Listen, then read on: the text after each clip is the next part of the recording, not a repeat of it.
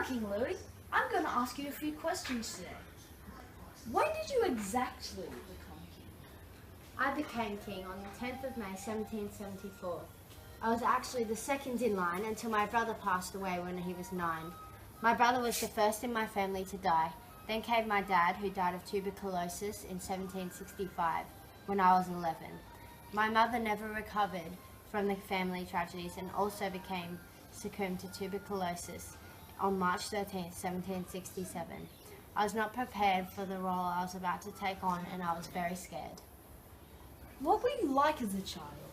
I was an extremely shy kid. I was strong and healthy though. I didn't really get out much. I preferred to spend my time studying, and I also became interested in locksmith, which was a lifelong hobby. If I wasn't king, I definitely would have become a locksmith. What age were you married? I was married when I was 15 to the Archduchess of Austria, Marie Antoinette. We only met the day of our wedding because it was an arranged marriage.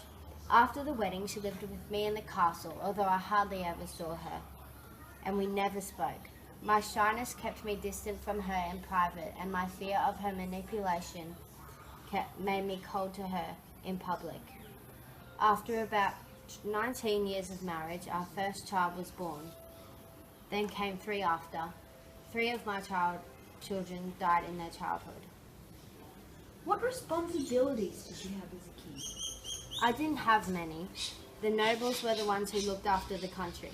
I did give a lot of orders though, and I also went to war a lot, even though I lost every war. The main responsibility I had was to get the country out of debt, but all I did was put it in bankruptcy.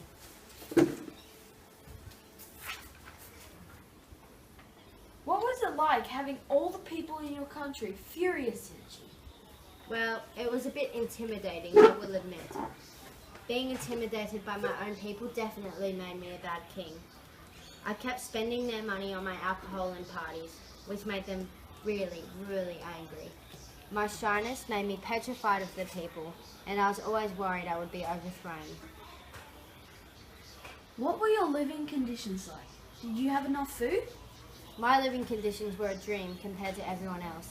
Apparently I had everything, but I never felt it was enough.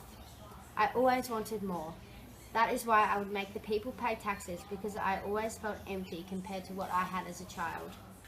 I had the most food in the whole country and could eat all I wanted, and the people of my country were starving, but I didn't really care.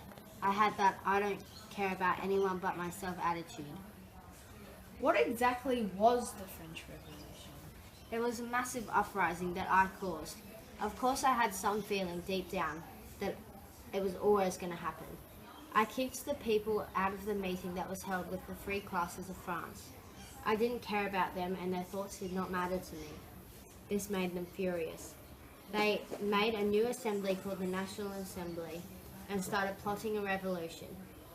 The day the women set my castle on fire, I was out hunting. When I came back, my home was on fire. I had no idea what was going on.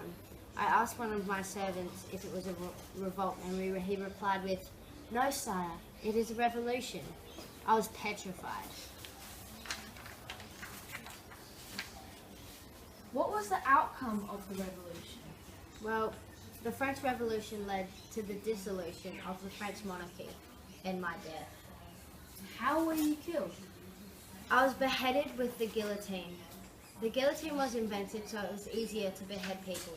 Before that, it was just an axe that the guards lifted and brought down onto the neck of the criminal. The new invention allowed more than one person to be beheaded at once, and it was a lot easier for the guards. Do you think that was a good thing that you were overthrown as king? Well, of course I didn't at the time. I lost everything I had ever known. But now that I think about it, France looks a lot better now without me. Well, thank you for that interview today. I really enjoyed. Now, thank you. Thank you.